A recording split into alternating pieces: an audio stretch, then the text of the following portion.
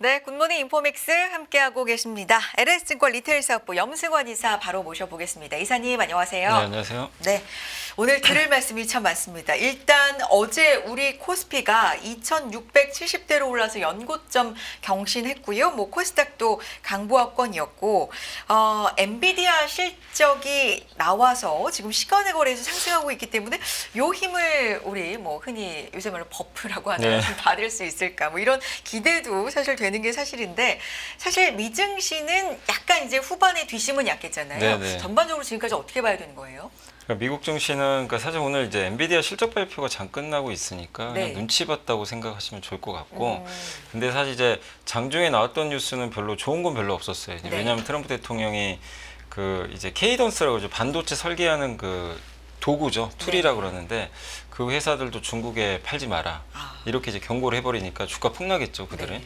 그래서 또 규제 이슈가 또 터진 데다가 그 연준 의사록이 좀 묻힌 감은 있지만 사실 되게 내용이 안 좋아요. 연준 의사록 딱 나왔던 내용은 금리 인하하기가 되게 어렵다는 걸 이제 얘기를 한 거고, 많은 연준 위원들이 뭐라고 했냐면 물가도 오를 것 같은데 실업률도 오를 것 같다. 이게 그냥 스태그플레이션 얘기한 거거든요, 사실.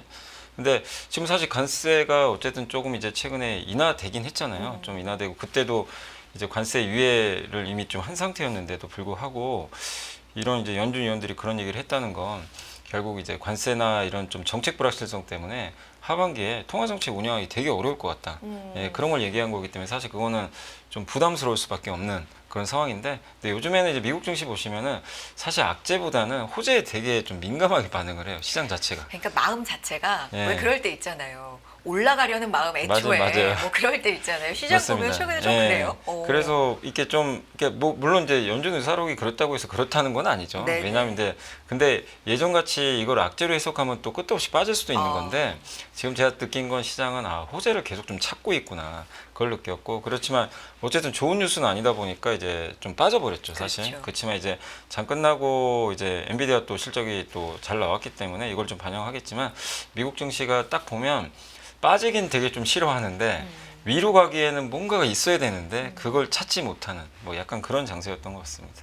FOMC 의사록도 말씀해 주셨지만 이 문구 중에 하나가 양대 책무 항상 강조하잖아요. 네, 근데 맞아요. 그 어려운 그 양대 책무가 상충 관계에 직면했다. 요거 자체가 앞으로 좀 더 인하 시점은 미룰 수 있다. 이거 힌트를 그렇죠. 계속 지금 주고 있는 예, 거죠. 그러니까 이제 네. 그 양대 책무, 그러니까 물가 잡고 고용은 증가시키는 건데 이게 둘 다 지금 반대로 가려고 그러잖아요. 그러니까 둘 다 못 잡을 수도 있는데, 그러면 이게 제일 어려운 게요. 그럼 둘 중에 뭘 먼저 잡을 거냐가 문제거든요. 그럼 물가를 먼저 잡으면 금리 인하는 못 하는 거죠.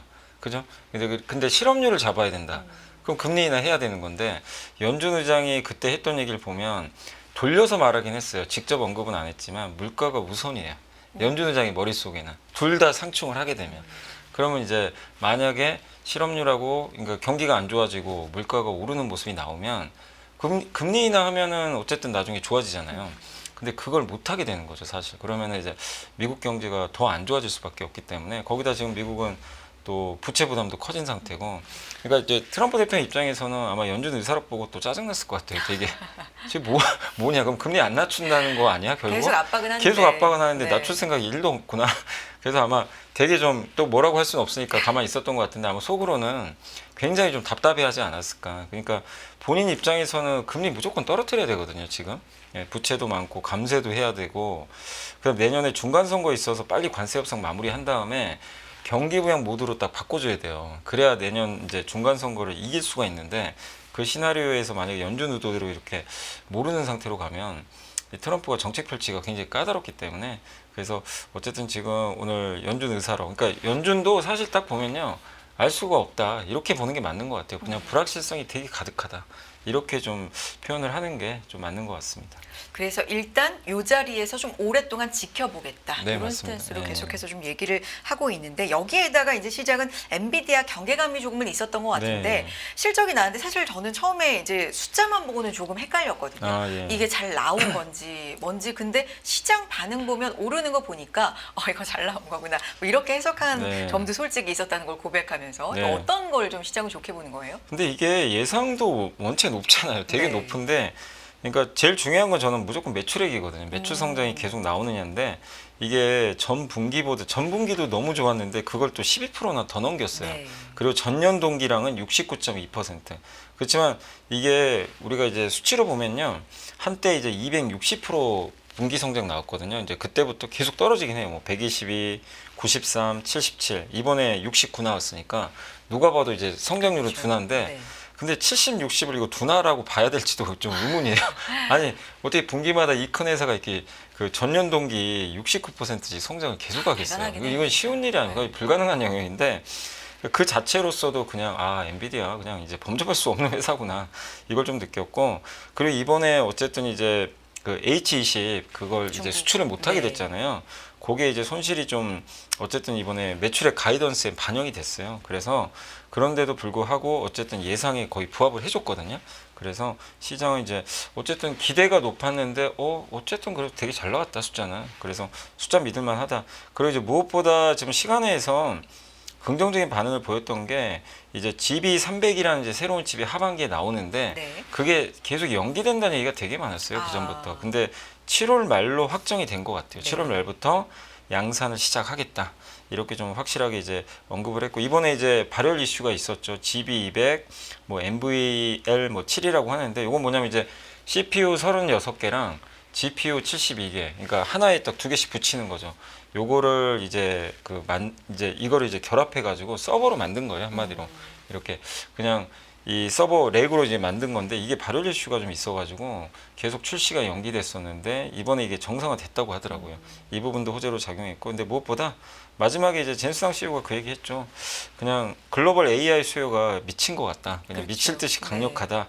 그래서 엔비디아를 많이 찾고 있다. 이런 얘기를 했기 때문에 시장이 제일 듣고 싶은 단어를 그냥 해줬어요. 젠스당은 확실히 제가 봤을 땐 좀 이게 그렇게 강한 멘트를 하는 편은 아닌데 그러니까 트럼프랑은 좀 결이 달라요. 근데도 보면 되게 멘트를 그 사람들이 원하는 멘트를 되게 잘해줍니다. 이걸 원하고 있구나 이걸 알고 있기 때문에 지금 시장이 가려운 부분. 네, AI 아니에요 결국. 그렇죠. AI 그 수요 없죠. 수요가. 네. 근데 그거를 굳이 언급을 해줬거든요. 그것도 이제 미칠 듯이 강력하다 이렇게 했기 때문에 시장은 이제 그 한마디에 또 지금 반응을 하면서 지금 보니까 시간으로 한 4.6% 정도 지금 상승을 하고 있는 것 같습니다. 그러니까요. 지금 뭐 어닝콜에서 나온 얘기 몇 가지만 좀 짚어보면 사실 우리가 지금 엔비디아에 좀 주목하고 있던 게 최근에 중국이니까 네, 맞아요. 중국 얘기도 좀 있는데 수출 통제로 호퍼를 더 이상 수출할 수 없게 됐다. 그래서 중국 시장을 위한 여러 가지 옵션을 지금 검토하고 있는데 일단 현재로서는 새로운 수출용 칩이 준비된 건 없는데 협의를 할 것이다. 이런 것도 현실을 얘기해 주면서 네. 뭐 협의 가능성도 좀 열어둔 거니까 네, 좀 네. 시장 긍정적으로 보나 봐요. 네, 그러니까 네. 이제 이 저가 칩을 만들어서 그러니까 미국 입장에서는 지금 H20은 안 되거든요. 그렇죠. 그러니까 더 낮추란 네. 얘기고, 근데 이제 더 낮추는 사양을 어느 정도까지 할지 모르지만 HBM이 안 들어가는 것 같더라고요 거기에는. 그래서 GDDR7이라고 하는데 그걸 해서 어쨌든 놓칠 수가 없어요. 그러니까 이번에 젠스당 CEO도 그 오늘 했던 얘기 이렇게 보면 중국에 관한 얘기를 보면 되게 불만이 많아요 지금 미국 정부에 굉장히 불만을 갖고 있어요. 왜냐하면 거 봐라 이제 미국이 중국을 그 칩을 도와주는, 그러니까 오히려. 규제를 네. 해서 네. 오히려 중국 반도체가 더 발전해 버렸다. 그렇죠. 만약에 규제를 안 하고 그냥 풀어줬으면 AI를 미국 칩 기반 위에서 AI를 올렸을 거다. 그러니까 밑에 기반은 미국이라는 거예요. 그래서 AI가 발전했을 텐데 그게 아니라 규제를 하도 심하게 하니까 이제 자기네 칩 기반으로 지금 올리고 있다는 거예요. 그게 더 무서운 거 아니냐. 근데 엔비디아가 그 역할을 충분히 좀 해줬을 텐데 밑에 기반을 그거를 이제 미국 스스로가 좀 막아버렸기 때문에 이건 좀 어떻게 보면 제가 듣기로는 좀 미국 정부에 대한 불만이 되게 가득한데 근데 또 이렇게 생각하셔야 돼요. 미국 정부 입장에서는 그러니까 저도 이제 이 반도체 관련된 책도 읽어보고 그 치보라는 칩이 되게 유명했었잖아요. 몇 년 전에. 그 책 읽어보면 미국 정부 입장에서는 이렇게 안 할 수가 없어요. 그래요. 반도체가 넘어가는 순간 그러니까 기술력이 그냥 대등해지면 그냥 게임이 끝나버리는 거예요. 사실상. 반도체는 정말 진짜 핵심이에요. 왜냐하면 AI만 쓰인 게 아니라 무기에 많이 들어가요. 첨단 무기에. 그래서 미국이 제일 자신 있어 하는 게 이제 이런 무기 같은 건데 거기서 중국보다 훨씬 경쟁력 있는 게 이 첨단 칩들이 무기 많이 들어가거든요. 근데 그런 경쟁 우위가 있는 걸 아는데 중국한테 만약에 모든 걸 다 풀어져 버리면 반도체 진짜 굴기가 돼버리면 더 큰 문제가 발생할 수 있다고 보는 거예요. 그러니까 젠스나 입장도 이해는 가지만 미국 정부 입장도 당연히 이건 반도체는 내줄 수가 없는 거고 그리고 우리나라 입장에서 생각해 보자고요.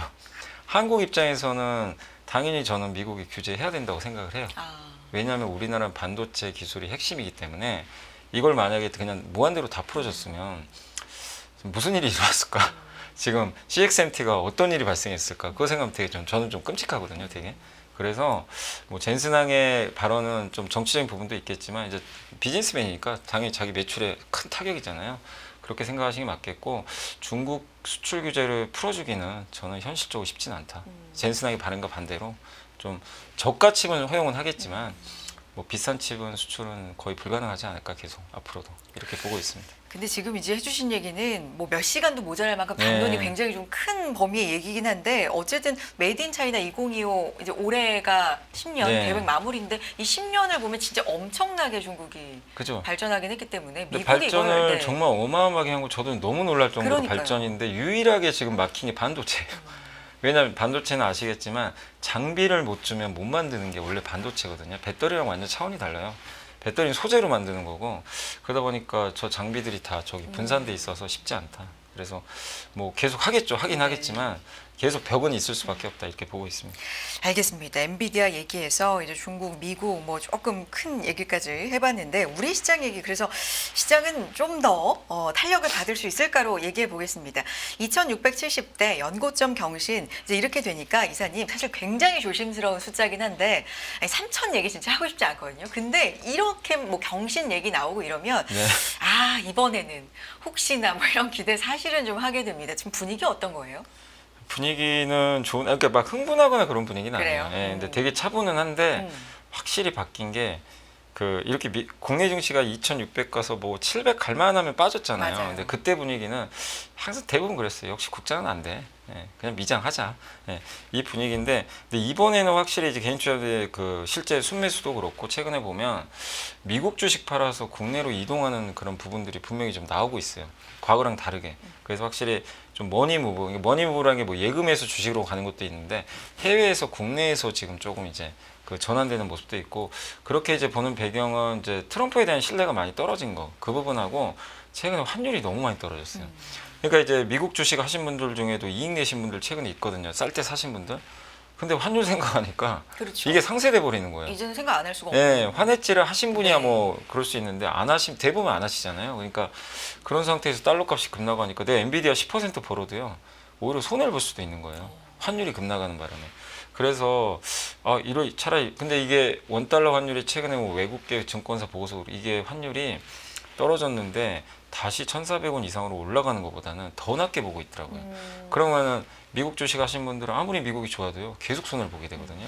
그런 걸 이제 어떻게 보면 스트레스 받을 수밖에 없기 때문에 차라리 환율 신경 안 쓰는 국내 주식을 하자 이런 좀 쇼도 있고 사실 무엇보다 국내 주식이 편한 점은 이렇게 올라도 여전히 싸다는 거거든요. 밸류가 싸기 때문에 어제 삼성전자가 정말 오랜만에 올랐지만 아직도 지금 못 오른 기업들이 되게 좀 넘치잖아요. 국내 증시는. 그래서 확실히 분위기 자체는 그러니까 흥분까지는 아닌데 이런 공감대가 많이 형성된 거예요. 아 이제 올해는 좀 국장 좀 해볼까? 이런 분위기로는 좀 많이 좀 바뀌곤 있다.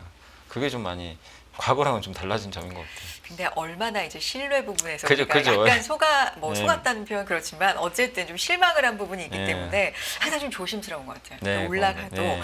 아 이번에는 뭐 이런 생각이 들긴 하는데 어제 그래도 좀 달라졌나 하는 부분은 그동안의 시장을 받쳐줬던 방산 조선주는 하락을 하고 반도체, 2차 네. 전지 뭐 이런 것들이 좀 강세를 보였다는 건데 요거 뭐 손바뀜의 좀 시작이다. 아 순환매 이렇게 돈다. 이렇게 시초다. 이렇게 볼 수도 있을까요?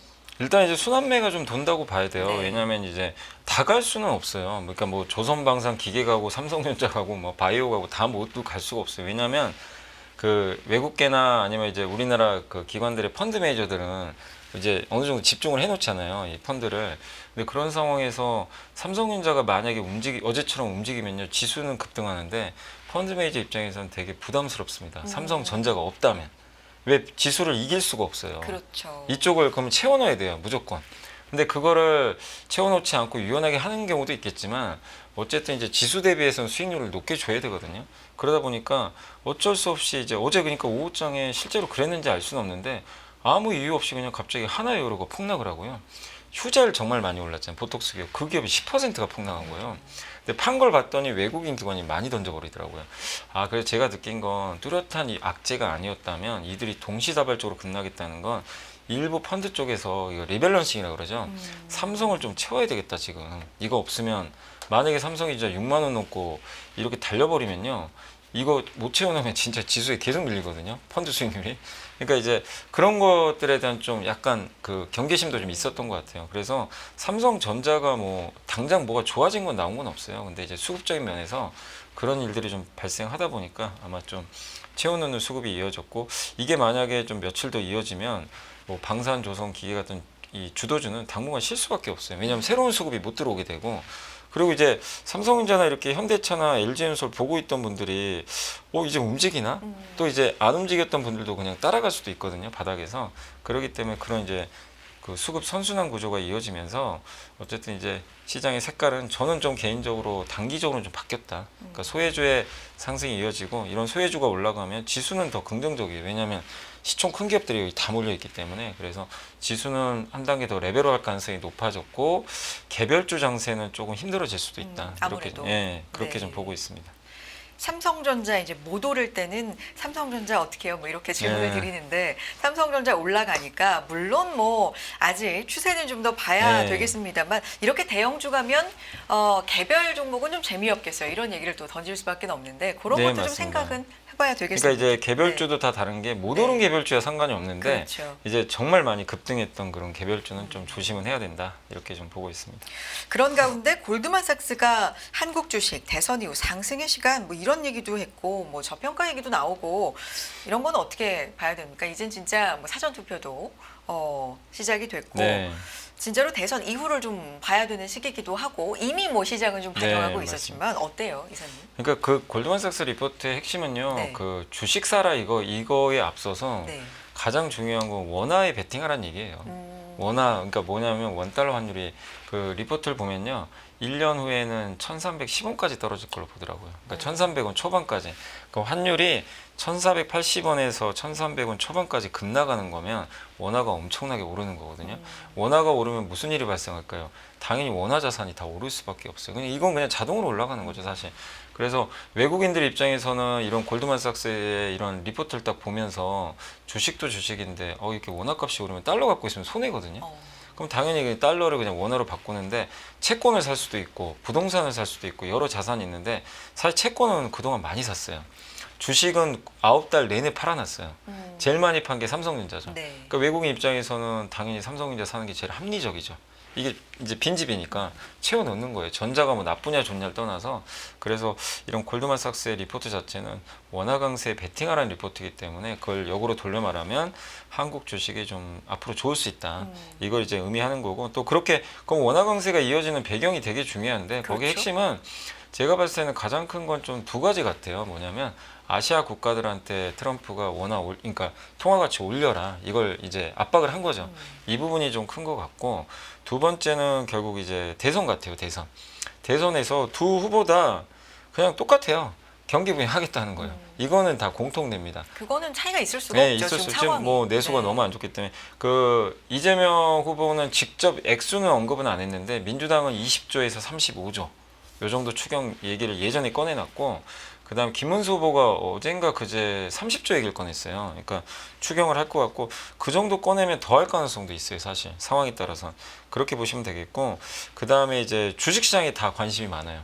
주가 부양하겠다. 여기도 다 공통돼 있습니다. 투자자도 그동안 좀 많아졌죠. 네, 맞습니다. 그 부분에 대해서 정확하게 네. 이제 둘 다 짚었기 때문에 네. 그것도 긍정적이고, 그 다음에 이 부동산 관련해서도 주택 공급 다 늘리겠다. 그럼 요즘에 이 건설사 움직이는 것도 사실 이런 정책 때문이거든요. 그래서 이런 걸 보면 다 뭐죠? 공통점은 증시 부양, 경기 부양해서 뭔가 좀 바꾸겠다. 지금 우리나라가 좀 침체돼 있으니까 요거를 원화도 눈치를 벌써 챈 거죠. 그래서 원화가 강세가 쉽사리 지금 뭐 해소될 분위기는 아니고, 당분간 환율은 이렇게 좀 내려가는 수준에 좀 안정될 수 있기 때문에, 그것만 본다면 국내 증시 이거 투자해야 되는 거 아니냐. 그러니까 골드만삭스의 결론은 그렇게 좀 내렸다라고 보시면 좋을 것 같아요. 원화 강세 베팅하라. 네. 결론은 그거다. 건설 얘기 잠깐 해주셨는데, 이사님, 최근에 건설주 중에 일부는 이게 건설주가 아니라 이제 네, 원전주로서 맞아요. 분류가 되는 것도 있었는데, 본업도 좀 관심 받는 거예요, 건설? 이게 제일 좋은 게요, 본업이 잘 되면서 그 다음 게 터지면 주가 급등하는 거거든요. 근데 이게 만약에 현대건설이 요즘에 많이 가는데 현대건설이 본업이 지금 막 주택 경기 안 좋고 막 이런 상황에서 원전 때문에 갈 수는 있잖아요. 그럼 뭐 절대 오래 못 갑니다. 그거는 금방 떨어져요. 왜냐하면 원전은 이거 이제 올해 말에 SMR 그 미국에서 아마 착공 들어갈 거예요. 현대건설이. 근데 그런다고 해서 그게 매출이 얼마나 차지하겠어요. 실적에 미친 영향 아직은 제한적이에요. 그리고 현대건설은 아직 이번에 체코 원전은 대우건설이 하는 거고요. 그다음 불가리아에서 이제 그 웨스팅하우스랑 같이 한다고 하는데 그거 언제 하는지는 결정된 게 아니고 그러니까 약간 되게 좀 추상적인 부분이 있어요. 네. 그러니까 숫자는 아직 나오기가 되게 어려워요. 원전은 아시겠지만 짓는데 10년 걸리거든요. 그리고 SMR도 5년은 걸려요. 그러니까 이게 나눠서 반영을 해도 그게 현대건설이 뭐 조 단위 매출내는 회사가 SMR 하나 한다고 그 매출이 얼마나 잡히겠어요. 근데 지금 현대건설이 이렇게 단단할 수밖에 없는 게 기본적으로 주택이 돌아선단 말이에요. 주택 공급 늘린다고 했죠. 주택 경기 좋아지죠. 그래서 어쨌든 그동안 실적도 안 좋았지만 이제 실적 돌리기 시작하죠. 여기에 원전이라는 게 플러스로 붙어버리니까 제일 좋은 게 펀더멘털 좋은데 신사업 붙는 거거든요. 근데 이 신사업은 트럼프마저도 인정한 신사업이잖아요. 원전 해야 된다. 네네. 근데 거기에 최고 파트너가 한국. 아, 이게 됐으니까 스토리텔링까지. 그러니까 이걸 PER을 이제 급등시켜 버리는 거죠. 그렇군요. 근데 제가 늘 말씀드리는 건 본진이 털린 가운데 PER만 올라가면 그거는 의미가 없어요. 본진이 되게 중요합니다. 그래서 저는 건설주가 원전까지 가미돼서 뭐 계속 저는 주도주권에 있을 가능성이 높다. 이렇게 좀 생각을 하고 있어요. 알겠습니다. 어제 또 강세를 보였던 2차 전지, 사실 2차 전지 얘기는 참 뭐 마음 아픈 투자자분들이 워낙 지금 뭐 많은 상황이기 때문에 이건 추세적으로 좀 봐도 되는 걸까요? 아니 추세는 아직은 아니에요? 아니에요. 왜냐하면 추세적으로 가려면 리튬 가격이나 뭔가 몇 개 지표들이 있습니다. 리튬 값 아직도 좋지 않은 상황이고 그다음 미국에서 전기차가 일단 좀 팔리는 모습이 나와줘야 되죠. 근데 아직 아니잖아요. 그래서 근데 뭐 어쨌든 최근에 나온 뉴스는 이제 미국 IRA 법안에 의해서 이제 보조금 줄인다 이런 얘기가 있었지만 전기차에 대한 이제 보조금은 내년에 끝나죠. 사실 좀 그거는 이제 배터리주들한테 안 좋지만 사실 그래서 이미 다 빠진 거거든요. 사실 주가에 이미 반영이 됐고 그래서 뭐 그 부분이 이제 더 이상 악재는 아니고 그리고 이제 미국의 이번에 법안에 의하면 중국은 이제 무조건 차단시키겠다는 거예요. 그게 명확하게 들어가 있기 때문에 그 점은 호재고 또 중국산 응급제에 대해서 7월에 결과가 나옵니다. 대규모 관세를 매길 가능성이 높아졌어요. 그래서 어제 포스코 퓨처엠이 제일 많이 올랐잖아요. 네. 이제 그런 이유도 있는데 결국 지금 그나마 이제 우리가 기댈 수 있는 모멘텀은 중국 견제예요. 미국의 배터리 쪽에. 그래서 그 부분은 저는 하방을 좀 막아주는 되게 좋은 역할을 할 것 같다. 그리고 이게 위가 열리려면요. 어쨌든 유럽에서 우리나라 배터리가 뭐 점유율이 늘어나든지 아니면 미국에서 뭔가 전기차가 잘 팔려서 이렇게 매출이 늘어나는 모습이 좀 가시화돼야 되는데 그건 지금 확인할 수가 없잖아요. 그래서 좀 기대하는 게 저는 하반기에 그래도 이건 좀 기대하고 있어요. 드디어 일론 머스크가 이제 24시간 일하겠다고 했습니다. 선포를 했어요. 네. 일하겠죠.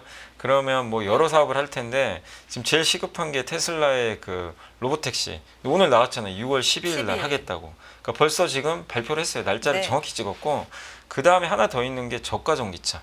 모델 2라 그러죠 우리가 보통. 요거 언제 출시할 거냐. 지금 상반기에 양산한다 그랬는데 출시일이 안 나왔어요. 근데 저는 늦어도 하반기 나올 것 같거든요.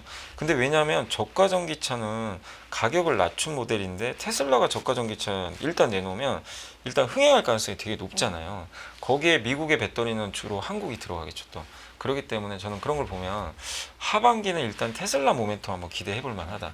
그래서 그게 실제로 이제 발현이 되면 하반기에 한 번은 추세적 상승이 나올 수도 있어요. 그 테슬라에 의해서 이건 순전히 테슬라 효과가 되겠죠. 그래서 저는 그거를 좀 한번 지금 기대할 수 있는 좀 구간은 오고 있다. 그래서 아직은 뭐 추세 반전까지는 아니지만 바닥을 다지면서 그걸 좀 기다리는 그런 좀 전략이 필요한 지금 2차 전지 섹터라고 보고 있습니다. 2차 전지 추세 반전입니까? 라는 질문에는 정말 단호하게 아니요. 그건 아닙니다. 아직은 아닙니다. 네, 대답해 주셨고 하지만 테슬라 모멘텀은 기대해 볼 만하다라는 말씀이시고요. 오늘 우리 시장 전망, 전략 뭐 이런 거 좀 간략히 좀 부탁드려요. 근데 시장이 어쨌든 분위기가 이제 연중 최고가 찍었기 때문에 그리고 무엇보다 지금 못 올랐던 삼성전자가 오르고 그냥 이게 기술적 반등이 아니잖아요. 지금 뭐냐면 저는 골드만삭스 의견에 동의라는 게 원화 강세에 베팅하는 거예요, 지금. 근데 이 원화 강세가 저도 일시적인 건 아니라고 생각하기 때문에 그런 상황에서 보면 지금 누가 봐도 그러니까 현금만 많은 분들은 더 되게 좀 이제 조급해져요. 아, 이거 원화 가치가 오르니까 뭔가 자산을 사긴 사야 될 것 같은데 이제 그런 심리가 발동하면 물론 이제 이 수급에는 되게 긍정적으로 작용할 수밖에 없겠죠. 이게 뭐냐면 PER이 사실 그거거든요. 주식을 사게 만드는 그 약간의 이제 매력이 높아지면 퍼는 자동으로 올라가요. 그럼 우리나라 퍼가 레벨업 되는 순간 이익은 똑같아도요. 주가 지수가 그냥 올라버리는 거거든요. 근데 그런 환경이 뭔가 지금 좀 조성이 되고 있다. 그래서 그런데도 불구하고 우리나라 주가 지수가 아직도 2,700 미치기 때문에 전혀 비싸진 않은 거죠. 이 레벨로 봐도 PBR 아직 한 배가 안 되잖아요.